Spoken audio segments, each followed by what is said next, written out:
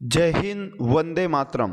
दोस्तों, यदि आप किसी भी सरकारी एग्ज़ाम की तैयारी कर रहे हैं तो आज का ये टॉपिक आपके लिए बहुत ही ज़्यादा महत्वपूर्ण है।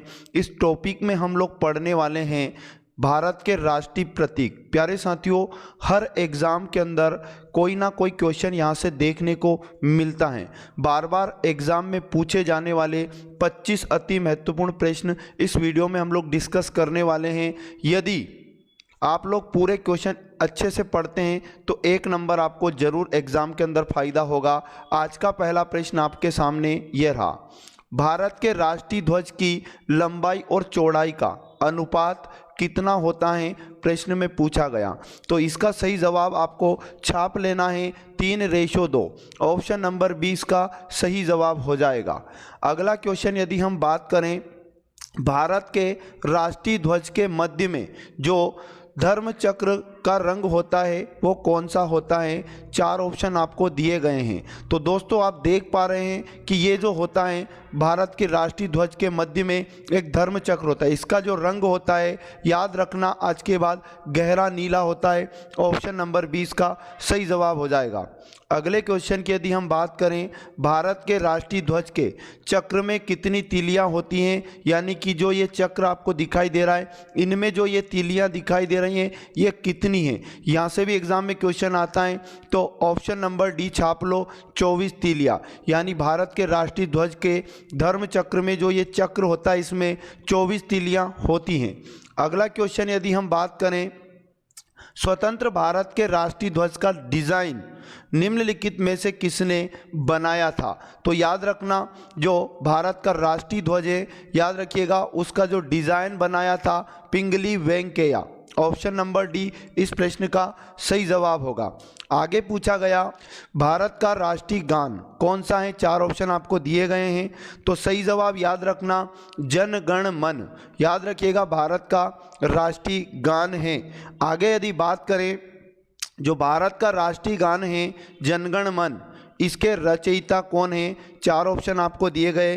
सही जवाब याद रखिएगा, रविंद्रनाथ टैगोर। रविंद्रनाथ टैगोर भारत के राष्ट्रीय गान जन गण मन के रचयिता हैं। अगला यदि बात करें हम लोग, राष्ट्रीय गान जनगण मन जो हैं ये सबसे पहले कब और कहाँ गाया गया था? 4 ऑप्शन आपको दिए जाते हैं। तो सही जवाब इसका जो हो जाएगा, 1911 में कलकत्ता में पहली बार जनगण मन भारत का राष्ट्रीय गान गाया गया था। आगे बात करें, यदि भारत के राष्ट्रीय गान जनगण मन को संपूर्ण रूप से गाने में कितना समय लगता है? तो जो हमारा राष्ट्रीय गान है जनगण मन, इसको संपूर्ण पूरा गाने में जो समय लगता है 52 सेकेंड का समय लगता है। ऑप्शन नंबर 20 का सही जवाब हो जाएगा। अगला क्वेश्चन आपको छापना है, भारत का राष्ट्रीय गीत क्या है? 4 ऑप्शन आपको दिए गए। सही जवाब याद रखना, वंदे मातरम। वंदे मातरम भारत का राष्ट्रीय गीत हो जाएगा। अगला क्वेश्चन है, भारत के राष्ट्रीय गीत के रचयिता कौन है? तो सही जवाब याद रखना, इसका राइट आंसर हो जाएगा Bankim Chandra Chatterjee. Option number B इसका सही जवाब हो जाएगा। अगला यदि बात करें, जो भारत का राष्ट्रीय गीत है हमारा वंदे मातरम, इसके गायन की अवधि कितनी है? कितने सेकंड में ये गाया जाता है? तो याद रखना, इसको गाने में 65 सेकंड लगते हैं। 65 सेकंड। ऑप्शन नंबर सी सही जवाब हो जाएगा। अगला क्वेश्चन दिया है, भारत का राष्ट्रीय गीत वंदे मातरम जो है सबसे पहले कब गाया गया था? तो 4 ऑप्शन आपको दिए गए। याद रखना, 1896 ईस्वी में पहली बार हमारा राष्ट्रीय गीत वंदे मातरम गाया गया था। और याद रखना, भारतीय राष्ट्रीय कांग्रेस के कलकत्ता अधिवेशन में इसे पहली बार गाया गया था। अगला यदि बात करें, भारत का राष्ट्रीय गीत जो वंदे मातरम है किस ग्रंथ से संकलित है? मतलब इसे कहाँ से लिया गया वंदे मातरम को? तो याद रखना, आनंद मठ से लिया गया। आनंद मठ से लिया गया भारत का राष्ट्रीय गीत। ऑप्शन नंबर डी सही जवाब हो जाएगा। अगला यदि हम बात करें, आकाशवाणी और दूरदर्शन के दैनिक कार्यक्रमों की शुरुआत किससे होती है? जो आकाशवाणी के कार्यक्रम रेडियो पर, टीवी पर प्रसारित होते हैं और दूरदर्शन के जितने भी कार्यक्रम होते हैं उनके दिन की शुरुआत किससे प्रारंभ होती हैं? तो सही जवाब हो जाएगा राष्ट्रगीत। ऑप्शन नंबर बी इसका सही जवाब हो जाएगा। सारनाथ स्थित राष्ट्रीय स्तंभ का कौन सा भाग राष्ट्रीय प्रतीक या चिन्ह के रूप में लिया गया है? तो जो हमारा राष्ट्रीय प्रतीक या चिन्ह है सारनाथ से लिया गया है, और उसका जो शीर्ष भाग है यानी ऊपर वाला हिस्सा, फोटो में आप देख सकते हैं, शीर्ष भाग याद रखिएगा राष्ट्रीय प्रतीक या चिन्ह के रूप में लिया गया है। आगे यदि बात करें, भारत के राष्ट्रीय प्रतीक में निम्नलिखित में से कौन सा पशु दृष्टिगत नहीं है? ये आपको दिखाई दे रहा है फोटो में, भारत का राष्ट्रीय प्रतीक है, इसमें किसका फोटो नहीं दिखाई दे रहा है? सींग, सांड, ये वाला ऑप्शन सांड, घोड़ा, हिरण। तो प्यारे साथियों ऑप्शन नंबर डी याद रखना, हिरण का फोटो इसमें नहीं दिखाई दे रहा है, हमें यहाँ पर सींग का फोटो भी दिखाई दे रहा है, सांड, और उसके बाद में सांड का फोटो यहाँ पर ये दिखाई दे रहा है, और उसके बाद घोड़े का फोटो भी हमें यहाँ पर इसमें दिखाई दे रहा है। सही जवाब डी याद रखना है। अगला क्वेश्चन, भारत के राष्ट्रीय प्रतीक चिन्ह में कितने शेर दिखाई देते हैं? जो हमारा राष्ट्रीय प्रतीक चिन्ह है इसमें आप गिन सकते हैं कि हमें कितने शेर दिखाई दे रहे हैं। 3 शेर आपको दिखाई दे रहे होंगे, 3 शेर इसमें दिखाई देते हैं। ऑप्शन नंबर सी इसका सही जवाब हो जाएगा।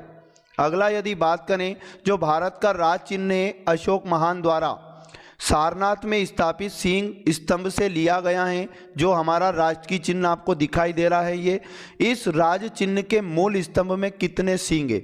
हमें वैसे 3 शेर दिखाई दे रहे हैं, क्या यहाँ पर तीनों ही शेर हैं? नहीं, यहाँ पर याद रखना 4 शेर हैं टोटल, 1 शेर पीछे की साइड है, इसलिए दिखाई कितने देते अगर एग्जाम में पूछे 3 बताना, और टोटल कितने शेर हैं? 4 याद रखना है। अगला क्वेश्चन है, भारत के राष्ट्रीय संवत के रूप में किस संवत को मान्यता प्रदान की गई है? तो भारत का जो राष्ट्रीय संवत है याद रखिएगा ऑप्शन नंबर बी सही जवाब हो जाएगा, यानी कि शक संवत। जो हमारा राष्ट्रीय संवत है शक संवत है, इतना आपको याद रखना है। अगला क्वेश्चन यदि बात करें, शक संवत पर आधारित राष्ट्रीय पंचांग प्रथम मास कौन सा होता है? जो शक संवत पर आधारित अपना राष्ट्रीय पंचांग है उसका पहला महीना क्या होता है? तो याद रखिएगा सही जवाब ऑप्शन नंबर ए हो जाएगा चैत्र। शक संवत का पहला महीना चैत्र होता है। अगला क्वेश्चन, भारत का राष्ट्रीय पशु क्या है वर्तमान में? तो इसका सही जवाब क्या हो जाएगा? 4 ऑप्शन आपको दिए गए हैं, तो याद रखिएगा बाघ। बाघ वर्तमान में भारत का राष्ट्रीय पशु है, और 1973 में इसे राष्ट्रीय पशु घोषित किया था, इतनी भी जानकारी आपको रखना है। अगली बात अगर हम समझें, शक संवत पर आधारित राष्ट्रीय पंचांग का अंतिम महीना बताओ। जो हमारा शक संवत पर आधारित राष्ट्रीय पंचांग है उसका अंतिम महीना फाल्गुन हो जाएगा, ऑप्शन नंबर डी इसका राइट आंसर हो जाएगा। नेक्स्ट यदि बात करें, बाघ से पूर्व भारत का राष्ट्रीय पशु क्या था? 4 ऑप्शन आपको दिए गए। वर्तमान में बाघ हमारा राष्ट्रीय पशु है, इससे पहले कौन भारत का राष्ट्रीय पशु था? तो सही जवाब याद रखना सींग हो जाएगा, सींग। ऑप्शन नंबर सी इसका सही जवाब हो जाएगा। 1969 में याद रखिएगा सींग को राष्ट्रीय पशु घोषित किया, फिर उसके बाद में 1971 में 1971 को किसे घोषित कर दिया गया? बाघ को, जैसे कि हम लोग पीछे पढ़ चुके हैं। इतनी जानकारी यहाँ से आपको रखना है। भारत का राष्ट्रीय पक्षी कौन है? 4 ऑप्शन आपको दिए गए, तो याद रखिएगा भारत का राष्ट्रीय पक्षी मयूर हो जाएगा, ए वाला ऑप्शन इसका सही आंसर हो जाएगा। और याद रखिएगा एग्जाम में पूछ लेता है भारत का राष्ट्रीय पक्षी कब घोषित किया गया? तो याद रखिएगा 26 जनवरी 1963 को याद रखना भारत के राष्ट्रीय पक्षी को घोषित किया गया था। अगला क्वेश्चन है, भारत का राष्ट्रीय आदर्श वाक्य क्या है? 4 ऑप्शन आपको दिए गए, तो सही जवाब छाप लेना सत्यमेव जयते। ये भारत का राष्ट्रीय आदर्श वाक्य है और ये मुंडक उपनिषद से लिया गया है। तो ये थे टॉप अति महत्वपूर्ण 25 प्रश्न जो आपके लिए अति महत्वपूर्ण है। अगर वीडियो अच्छा लगा तो वीडियो को लाइक करें और चैनल पर यदि पहली बार आए चैनल को सब्सक्राइब कर लें। इससे क्या होगा, जब भी हमारा कोई वीडियो आएगा ऐसे इंटरेस्टिंग वीडियो को देखने के लिए आपको नोटिफिकेशन मिलता रहेगा। मिलेंगे प्यारे साथियों नेक्स्ट वीडियो में, तब तक पढ़ते रहें। जय हिंद, जय भारत।